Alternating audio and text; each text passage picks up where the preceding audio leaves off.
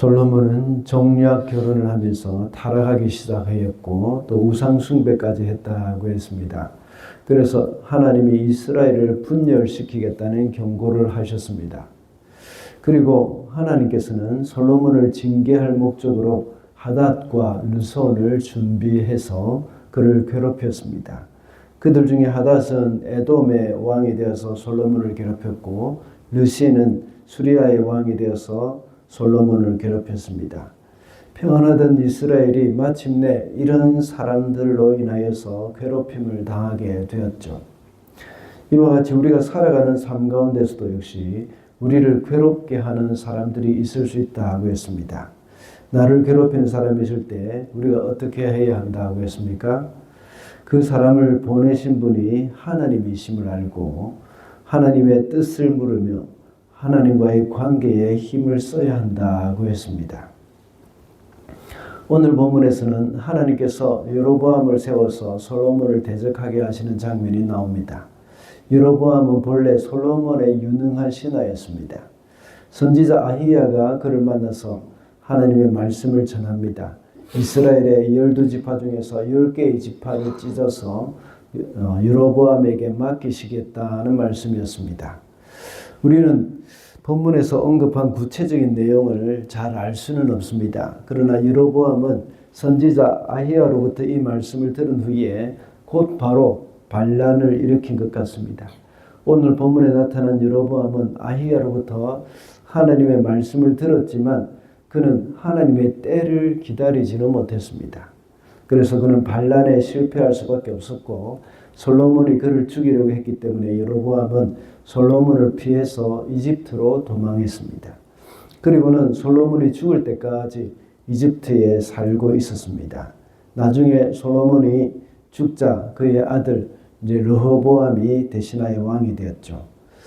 우리는 오늘 본문에서 여로보암이 이스라엘의 왕이 될 것이라는 그 선지자의 말을 듣고 난 후에 그 반응을 우리가 또 볼 수가 있습니다.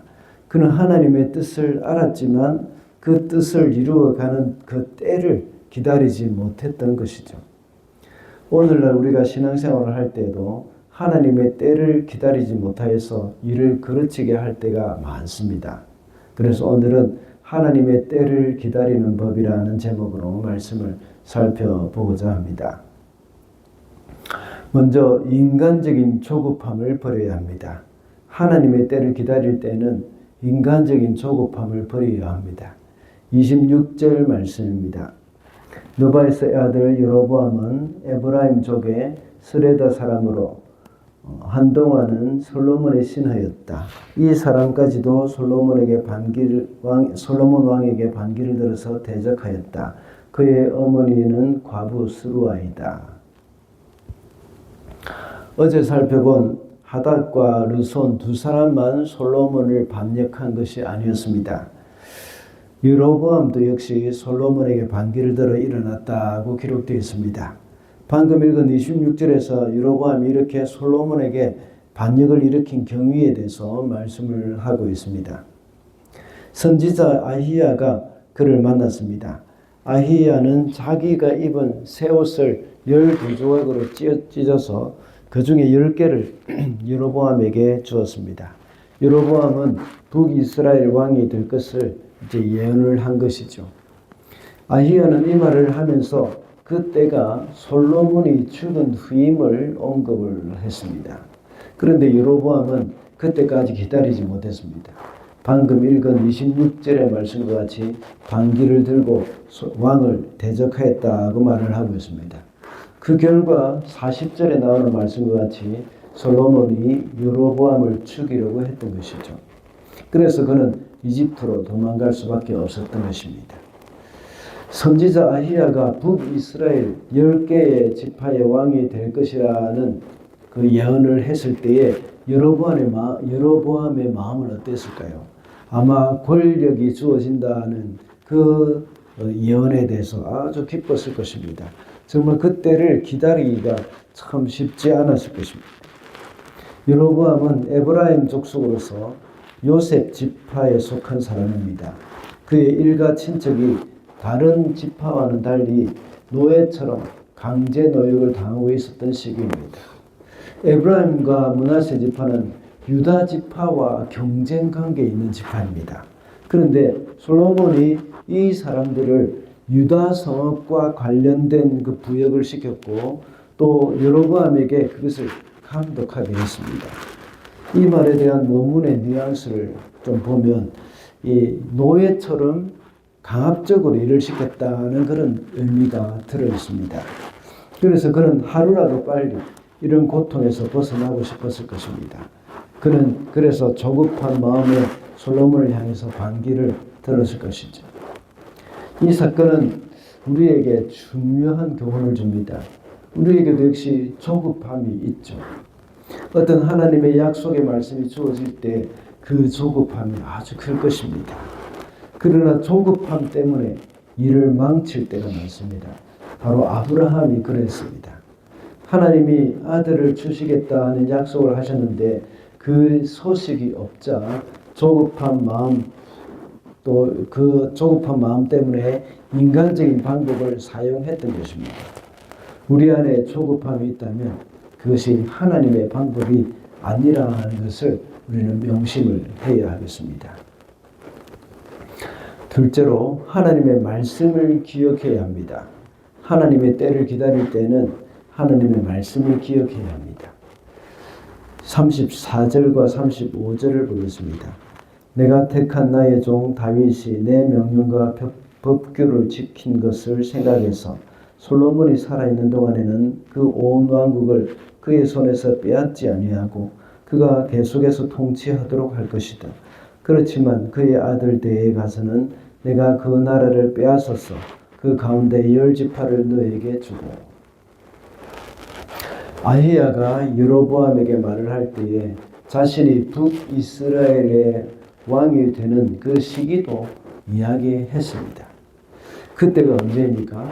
방금 읽은 34절에는 솔로몬이 살아있는 동안에는 그 왕국을 빼앗지 않겠다고 했습니다. 솔로몬이 죽고 난 후에 그의 아들 때에 가서 그렇게 하겠다고 했습니다. 여로보암은 이 조급한 마음 때문에 시기에 대한 하나님의 그 말씀을 생각하지 못했습니다. 그 생각을 했더라도 그때까지 기다리지 못했던 것이죠. 하나님의 말씀을 기억하고 그 말씀에 순종했다면 이렇게 서두르지 않았을 것입니다. 우리가 하나님의 때를 기다릴 때에도 역시 하나님의 말씀을 기억하고 순종해야 합니다. 하나님의 말씀을 기억하는 사람은 최소한 인간적인 생각이나 방법으로 행하지 않습니다. 하나님이 약속하셨으니까 어떤 방법으로든지 이루어 주실 것이라는 믿음을 가질 수가 있는 것이죠. 그래서 자신이 정해놓은 시기에 맞추지 않습니다. 그러므로 하나님의 때를 기다릴 때는 하나님의 말씀을 기억을 해야 하겠습니다.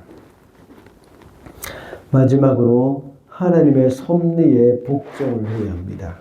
하나님의 때를 기다릴 때는 하나님의 섭리, 그 하나님이 이끌어 가시는 그 섭리를 우리는 잘 알고 거기에 따라야 한다는 것이죠. 43절을 보겠습니다. 솔로몬은 죽어서 그의 아버지 다윗의 송에 묻혔다. 그의 아들 르호보암이 그의 뒤를 이어 왕이 되었다. 솔로몬이 마침내 죽었습니다. 이제는 하나님이 여로보암에게 약속하신 것이 이루어질 시기가 된 것입니다. 오늘 본문에 나오는 여로보암이나 솔로몬의 모습을 볼 때에 다윗과는 너무나도 다른 모습이 보입니다. 먼저 솔로몬의 모습을 보십시다. 40절에 보면 여로보암이 반란을 일으킬 때에 솔로몬은 그를 죽이려고 했습니다. 이런 솔로몬의 모습은 자신을 반역한 압살롬에 대항하지 않았던 그 아버지 다윗의 모습을 볼 수가 없습니다. 오히려 사울의 모습과 많이 닮았죠. 사울은 자신의 왕의 자리를 빼앗기지 않으려고 아무런 잘못도 하지 않은 다윗을 죽이려고 했습니다. 솔로몬이 바로 이런 모습입니다. 그리고 하나님의 시기를 무시한 채 반란을 일으킨 여로보암도 역시 다윗의 모습을 찾아볼 수 없습니다.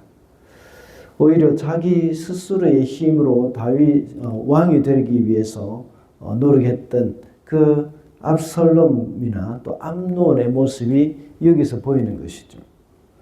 만약 여로보암이나 솔로몬이 하나님의 섭리에 복종하는 마음이 있었다면 다윗과 같이 행동을 했을 것입니다. 만약 다윗과 같이 하나님의 섭리에 복종하는 마음이 있었다면 어떻게 했을까요? 방금 읽은 43절의 말씀과 같이, 그리고 또 41절의 말씀과 같이, 40절의 말씀과 같이 솔로몬이 죽을 때까지 기다렸을 것입니다. 그때까지 기다리기가 너무 답답하고 조급할 수도 있을 것입니다. 하나님의 섭리에 복종하는 사람은 바로 그런 마음을 죽이는 것이죠. 이것이 바로 사울과 다윗의 관계에서 다윗 속에 있었던 그런 사울의 요소를 죽였던 것과 같습니다. 솔로몬도 역시 자신의 왕위를 지키기 위해서 사울과 같이 행동했지 않습니까? 그러나 그와 같이 여로보암의 마음 가운데 있는 하나님의 섭리에 복종하기 싫어하는 그런 솔로몬과 같은 그런 마음도 역시 죽어야 하는 것이죠. 우리 속에도 역시 하나님의 섭리에 복종하기 싫어하는 마음이 있습니다. 그래서 자신의 인생을 내가 컨트롤하려고 하는 그런 마음이 늘 자리 잡고 있는 겁니다. 우리는 그런 마음을 죽여야 하는 겁니다. 그것이 바로 또한 솔로몬이 죽은 것과 같은 그러한 하나님의 섭리를 기다리는 것이죠. 그렇게 하는 것이 바로 하나님의 때를 기다리는 방법입니다. 하나님의 때를 기다리는 방법이 무엇이라고 했습니까? 인간적인 조급함을 버리고 하나님의 말씀을 기억해야 한다고 했습니다. 그리고 하나님의 때를 기다리는 방법은 하나님의 섭리에 복종을 해야 한다고 했습니다. 오늘도 살아가면서 주님의 때를 잘 기다리며 주님과 같이 동행하는 하루가 되시기를 바랍니다.